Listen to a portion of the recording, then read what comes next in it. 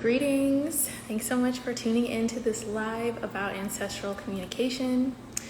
I am re-recording it because somehow it got lost in the ether as I tried to post it. But I really would love for you all to hear these key stories in my experience communicating with ancestors to shine a light on the beauty that this communication can bring. In Astral Authority, we will learn a variety of ways to connect with our ancestors in the Reiki and shamanic journey portions of the course. Establishing or expanding connection with our ancestors is such a sweet, sweet gift. We all come from thousands, if not millions of humans who gave us our blood, our DNA, intergenerational patterns, challenges, and gifts. I believe that our ancestors are rooting for us, supporting us from the other side, and guiding our bloodline into a better life than what they experienced. Each one of us is a part of a legacy of people who have lived and loved on this earth. We all have a literal legion of ancestral spirits who want the best for us.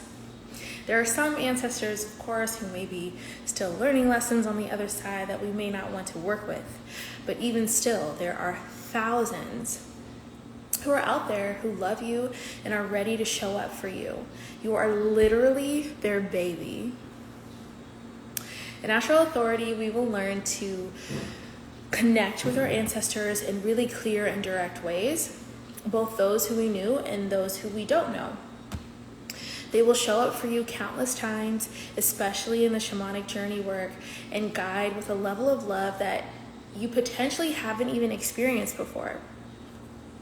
They've helped me with meditation, focus, my business, relationships, my relationship with my parents, my boundaries, and in accepting how deeply loved I really am despite challenges I faced. I was mentioning on an enrollment call for Astral Authority that the key to empowerment is understanding how much you are loved. When we feel securely that we are loved, not just by our partner or our family or our pets or our friends, but by the Creator, by all of these people who came before us, by the plants around us, by the universe itself, we begin to move different. So just take a moment and consider whoever you feel the most love from in your life. It could be a sibling, your pet, your grandma, your parents, your partner, your best friend. Whoever it is, think about how it feels to receive love from that person. Now amplify that feeling of love by 10,000. Now we're beginning to arrive at the level of love that is out there for you from your bloodline. When we feel rooted in this love, we begin to forgive ourselves for our shortcomings and strive to fulfill our dreams. Not in a shameful or guilt-ridden or obligated kind of harsh way, like, oh my gosh, I have to do this, or I owe it to my ancestors and I can never repay what was sacrificed, and I'm just going to be working myself to the bone and trying to do this, and what if I don't do it well? Like, not that energy, but striving to fulfill your dreams because you know that you can, because you know that you're divinely supported, because you know that there are thousands of cheerleaders in the spirit realm rooting you on. It's so beautiful. I love sharing the ways that I connect with my ancestors because of the pride and resolution it can create. Here is one example. For a long time, I wanted to change my last name from Wright to Kenyani because I knew that my paternal great-great-grandfather changed his name from Moses Mormon to Will Wright after he killed his partner and her lover. I hated this strain of violence in my bloodline and hated that that's where my name came from. I struggled to be proud of my name. Fast forward years later to when I took a shamanic journey lower world class, and we were tasked with journeying for each other. And one of my classmates, someone I didn't know, this was an online course, he did a journey on my behalf, and that very ancestor showed up to this person and apologized. And he told my classmate that everything's been energetically resolved at this point, and I don't have to carry the pain of that history with me anymore. Wow, that was not what I was expecting, and yet that's what happened.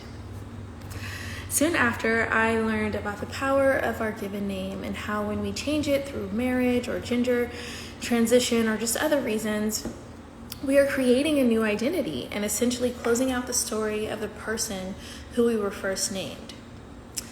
I sat with that for a while, for months, and I just really reflected on my given name, Kenya Lanice Wright, and Kenya Kenyani, and I realized that Kenya Lanice Wright's story was not finished. There was a lot I felt I was destined for, and for me, it felt like in changing my name, I was giving up a potential I always had and also running away from this history that I didn't like. So I think it was around a year ago that I stepped back into my given name, and I could just go on and on about what that's meant for me and how it marked an energetic shift. And that's not to say that if you've already changed your name or want to, that you can't or you shouldn't, or it's going to mean that you can't realize your destiny or whatever. It could literally be the opposite for you.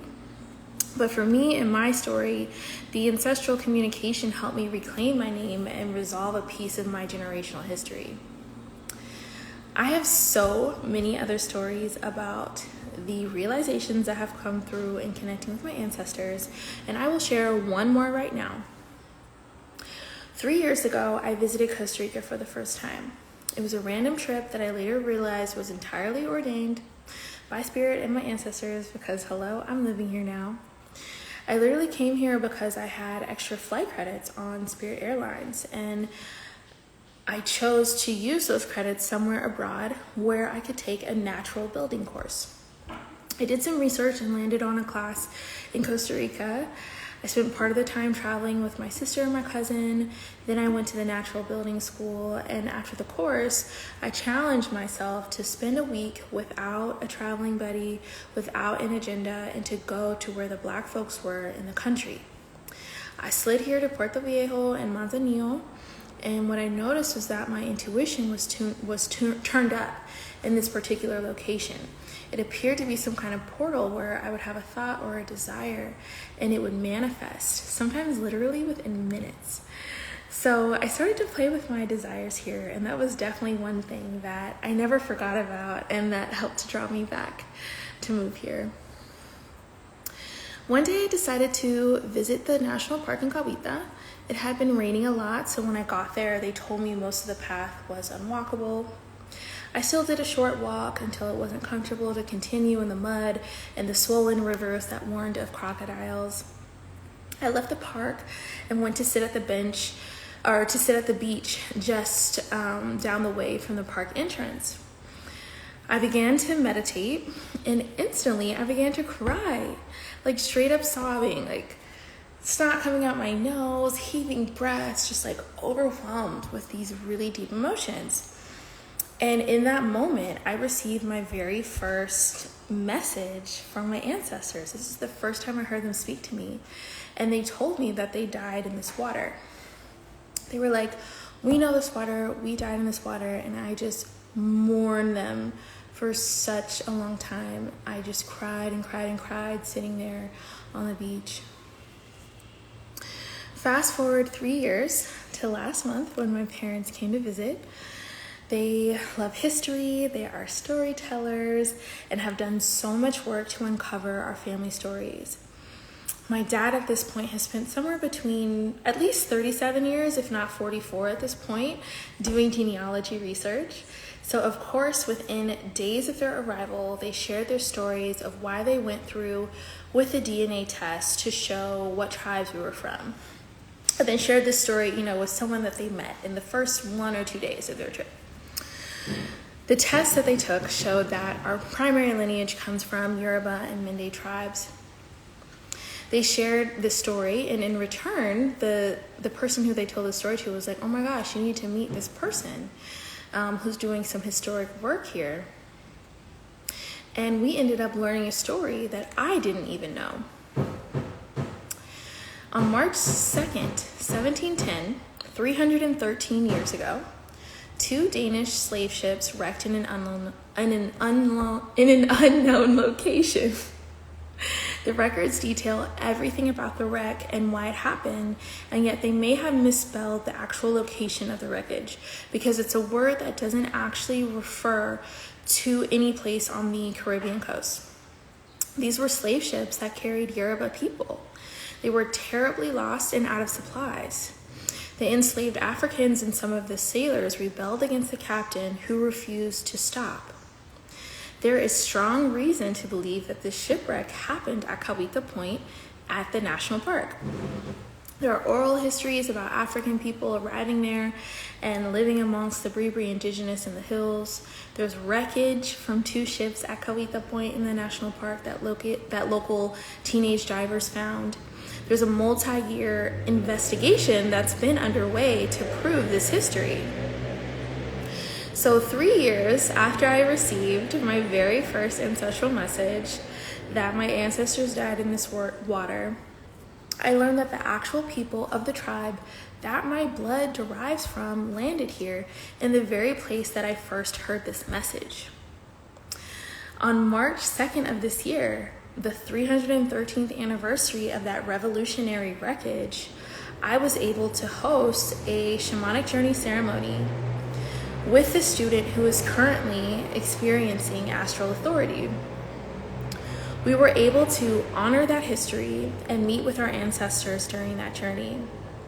And funny enough, that was actually when I received the message from my ancestors that it was time for me to share Astral Authority with more people. And here we are. So I don't know exactly who it is out there who is ready to receive this information and go through this journey of Astral Authority, but I've received the message and I'm here for you. I'm more than ready to share these rituals with you, to meet the group of women who are ready to get into this magic now, to honor the unique stories that make us who we are. Astral Authority begins on May 3rd.